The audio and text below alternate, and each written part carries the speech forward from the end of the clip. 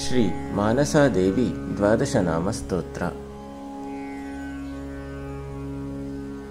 जरत्कारु जगद्गौरी मानसा सिद्धयोगिनी, वैष्णवी नागभगिनी शैवी नागेश्वरी तथा।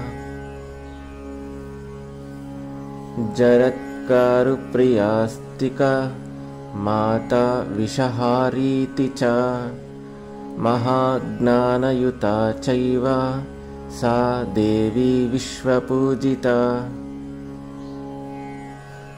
द्वादशैतानि नामानि पूजकाले च यः पठेत्, तस्य नागभयं नास्ति तस्य वंशोद्भवस्य च।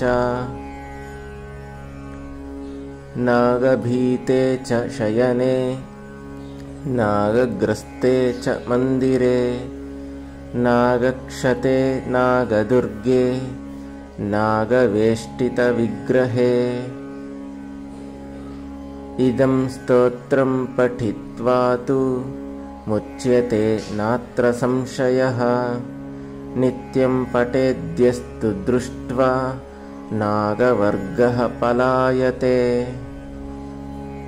दशलक्षजपेनैव स्तोत्रसिद्धिर्भवेन्नृणां, स्तोत्रं सिद्धिं भवेद्यस्य स विषं भोक्तुमीश्वरः।